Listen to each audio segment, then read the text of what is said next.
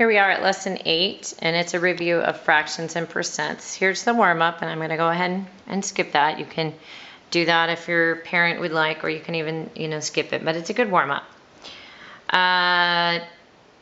We're going to jump right into fractions and percents. Again, this should be review, so I'm going to go decently fast on this. In fact, we only have one page of notes that I took from the lesson.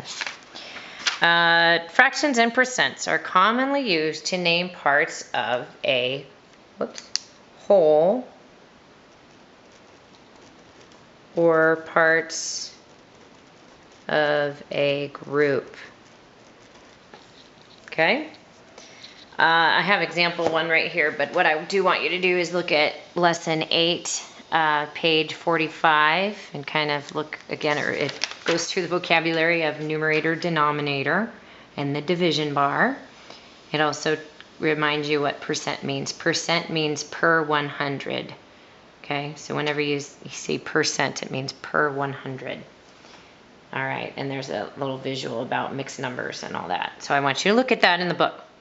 And now we're going to go to example 1. Name the shaded part of the circle as a fraction and as a percent. Okay, the fraction, I see here we have 2 parts shaded out of 1, 2, 3, 4, 5. So 2 parts out of 5, so it's going to be 2/5. Now that you did probably in early grade school, so that should be comfortable. Now 2/5 though, what is that for a percent? Okay, there, since the whole circle we're going to count as 100%, and we have 2 out of 5 parts shaded. Let's figure out how much one part is. One of these parts would be 100 divided by 5, because there's 5 parts, and that is 20. So each one of these is 20%. Each. So this then is shaded 40%. Okay.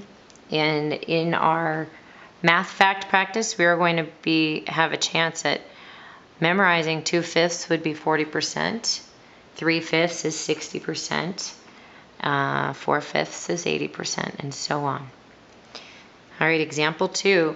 Which of the following could describe a portion of this rectangle that is shaded?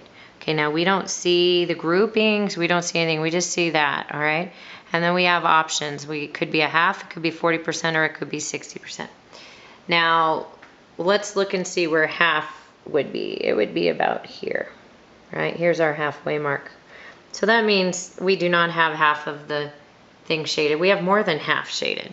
If we have more than half shaded, does 40% represent something that is more or less than a half? It actually is less.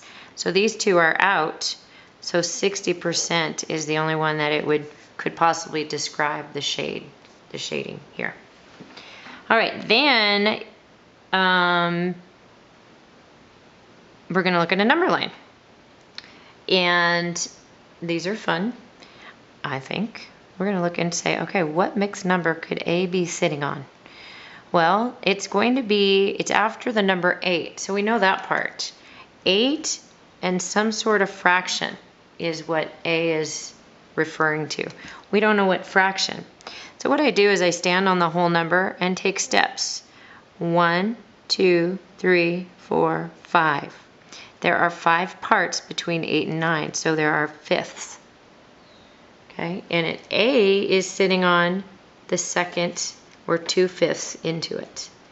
So 8 and 2/5 is what letter A is sitting on.